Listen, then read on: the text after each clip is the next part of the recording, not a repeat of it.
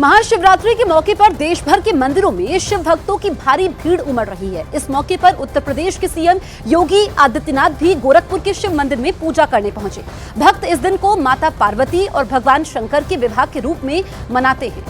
महाशिवरात्रि पर मंदिरों में भारी भीड़ है। उत्तर प्रदेश के मुख्यमंत्री योगी आदित्यनाथ को आप देख सकते हैं, गोरखपुर में शिव मंदिर में पहुंचे, पूजा अर्चना की और आज के दिन का विशेष महत्व है। महाशिवरात्रि पर मंदिर सजाए गए हैं, लोगों का उपवास भी होता है और शिवालयों में हर हर महादेव के नारे गूंज रहे हैं। महाशिवरात्रि के मौके पर सीएम योगी ने जहां गोरखपुर में तो वहीं मध्य प्रदेश के मुख्यमंत्री ने महाकालेश्वर मंदिर में पूजा की। इसके अलावा उत्तराखंड के सीएम पुष्कर सिंह धामी ने भी खटीमा के शिव मंदिर में पूजा की। अभिनेत्री हेमा मालिनी ने भी उज्जैन के महाकालेश्वर मंदिर में शिवरात्रि के मौके पर पूजा की। 4 तस्वीरें आपके सामने हैं, आप देखिए कि कैसे अलग अलग मंदिरों में यहाँ पर पूजा करते नजर आए। यूपी के मुख्यमंत्री को आप देख सकते हैं। इसके अलावा मध्य प्रदेश के मुख्यमंत्री मोहन यादव उज्जैन महाकालेश्वर मंदिर में इन्होंने मत्था टेका। उत्तराखंड के मुख्यमंत्री पुष्कर सिंह धामी खटीमा पहुंचे और हेमा मालिनी ने भी महाकालेश्वर मंदिर में पूजा अर्चना की। तो महाशिवरात्रि के मौके पर देश भर के मंदिरों में शिव भक्तों की भारी भीड़ है। सुबह से ही शिव मंदिरों में पूजा के लिए बड़ी संख्या में भक्त पहुंच रहे हैं, जिसकी वजह से कई मंदिरों में पूजा के लिए भी लोगों को घंटों लाइन में लगना पड़ रहा है। आपके सामने 8 तस्वीरें हैं और सभी में शिव मंदिरों में भक्तों की भारी भीड़ है। महाशिवरात्रि के मौके पर हर जगह मंदिरों को सजाया गया है। प्रशासन ने भी मंदिरों में सुरक्षा के साथ साथ भक्तों की सुविधा के लिए बड़ी व्यवस्थाएं की हैं, ताकि भारी भीड़ की वजह से मंदिरों में किसी तरीके की अव्यवस्था न फैले। भगवान शिव के भक्तों के लिए आज का दिन विशेष महत्व रखता है। इसी वजह से सुबह होते ही शिव भक्तों का मंदिरों में पहुंचने का सिलसिला शुरू हो चुका है। तो महाशिवरात्रि पर पूरे देश में भक्तों में भारी उत्साह है। महाशिवरात्रि पर मान्यता है कि शिव और पार्वती का विवाह हुआ था। इसी के प्रतीकात्मक रूप में मध्य प्रदेश के उज्जैन में शिव भक्तों ने भगवान शिव और माता पार्वती की बारात निकाली, जिसमें ढोल नगाड़ों के साथ शिव भक्त भगवान शिव और पार्वती को पालकी में बैठाकर झूमते गाते दिखाई दिए।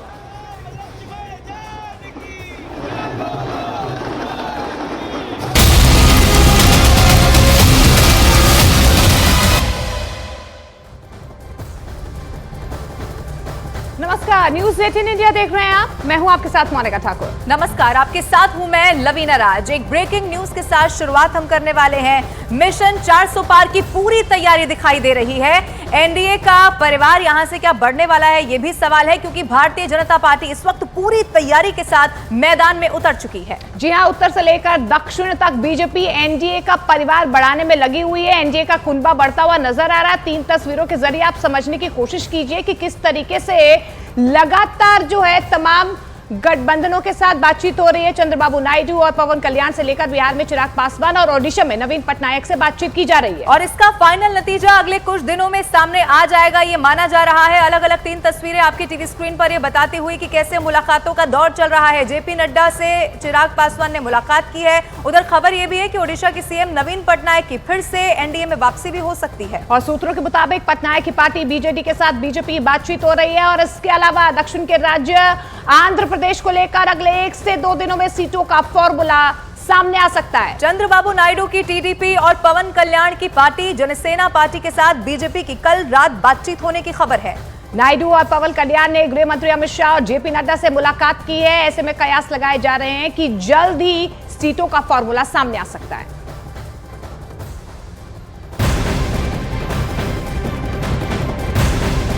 और एक और ब्रेकिंग न्यूज है। आंध्र प्रदेश में सीटों के गठबंधन को लेकर यह बड़ी खबर है। सूत्रों के हवाले से चंद्रबाबू नायडू ने बीजेपी और पवन कल्याण को लड़ने के लिए 6 सीट देना चाहती है, जबकि बीजेपी आंध्र प्रदेश में 6 से ज्यादा सीटें चाहती है। और इस पेच को सुलझाने के लिए आज एक बार फिर से बीजेपी नेताओं से मुलाकात करेंगे चंद्रबाबू नायडू और पवन कल्याण।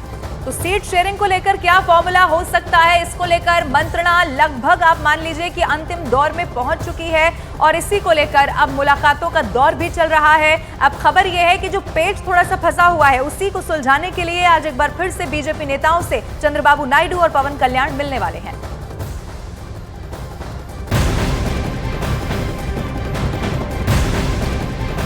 तो आंध्र प्रदेश में एक तरफ बीजेपी और टीडीपी, तो वहीं दिल्ली में एलजेपी अध्यक्ष चिराग पासवान ने जेपी नड्डा से मुलाकात की है और बैठक में बिहार में सीट शेयरिंग को लेकर बातचीत हुई है। ये ब्रेकिंग न्यूज है। जेपी नड्डा के आवास पर करीब आधे घंटे तक बैठक चलने की खबर मिल रही है। सबसे बड़ी खबर, लोकसभा चुनाव 2024 को लेकर दिल्ली में जेपी नड्डा से चिराग पासवान की बहुत अहम मुलाकात हुई है। बिहार में सीट शेयरिंग का फॉर्मूला क्या होगा, इसको लेकर मंत्रणा की गई है।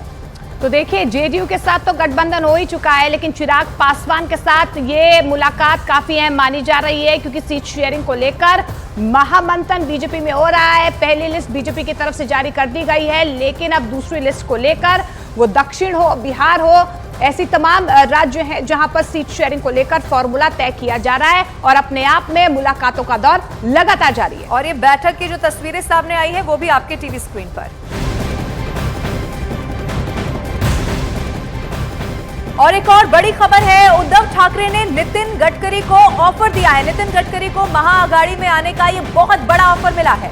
उद्धव ने उन्हें महाअघाड़ी में चुनाव लड़ने का भी ऑफर दिया है। नितिन गडकरी बीजेपी छोड़कर हमारे साथ आए, उद्धव ठाकरे की तरफ से ये ऑफर किया गया है। उन्होंने ये कहा कि महाराष्ट्र कभी भी दिल्ली के सामने झुका नहीं है। सबसे बड़ी खबर, महाराष्ट्र के चुनाव को भी ये खबर जरूर प्रभावित करने वाली है। बहुत बड़ा ऑफर दिया गया है। उद्धव ठाकरे ने नितिन गडकरी को ये ऑफर दिया है कि वो महाअघाड़ी में शामिल हो जाएं। तो देखिए, जिस तरीके से नितिन गडकरी, क्योंकि अभी फिलहाल वो केंद्रीय मंत्री लगातार काम भी कर रहे हैं, लेकिन इस बीच उद्धव ठाकरे की तरफ से ये ऑफर नितिन गडकरी को दिया गया है। युतीमध्ये जे मेहनत करत होते त्या नितीन गडकरींचं नाव त्याच्यामध्ये नाही। अहो नितीनजी सोडून द्या भाजपा, राहा उभे, आम्ही महाविकास आघाडीकडनं तुम्हाला निवडून आणतो। दाखवा महाराष्ट्राचं पाणी, दाखवा महाराष्ट्राची धमक, दाखवा महाराष्ट्र दिल्ली समोर कधी झुकला नाही।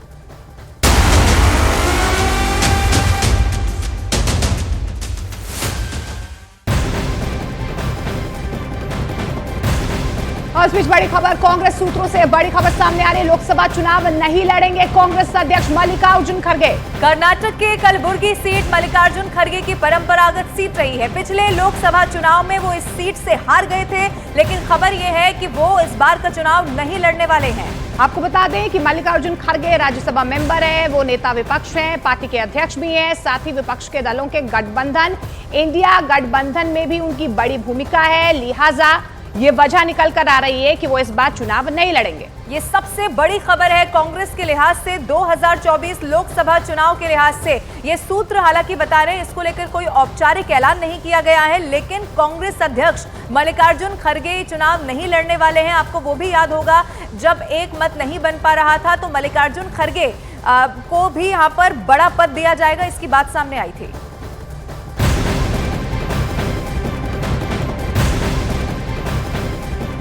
कांग्रेस एक बार फिर से पुराने चेहरों पर दांव खेलती हुई दिखाई दे रही है। सोर्सेस से बता रहे हैं कि राहुल गांधी केरल के वायनाड से चुनाव लड़ने वाले हैं। और इस बात पर कांग्रेस की केंद्रीय चुनाव समिति की बैठक में मुहर भी लग गई है। इतना ही नहीं, कांग्रेस सभी मौजूदा सांसदों को टिकट दे सकती है। ये सबसे बड़ी खबर है। केंद्रीय चुनाव समिति की बैठक में दिल्ली की सीटों पर चर्चा हुई है, लेकिन दिल्ली की सीटों पर अभी कोई फाइनल फैसला क्या है ये सबके सामने नहीं आ पाया। लेकिन जानकारी ये मिल पा रही है, सूत्र ये बता रहे हैं कि कांग्रेस की केंद्रीय चुनाव समिति की बैठक में 6 राज्यों की सीटों पर चर्चा हुई है। इनमें केरल, कर्नाटक, तेलंगाना, छत्तीसगढ़, दिल्ली और लक्षद्वीप की सीटें फाइनल हो गई हैं और इनका औपचारिक ऐलान जल्द होने की संभावना है। दिल्ली को लेकर क्या पेच फंसा हुआ है, ये भी इसके बाद सवाल है, क्योंकि अभी तक भी मंत्रणा हुई है, मंथन चला है, लेकिन कोई नतीजा सामने नहीं आ पाया।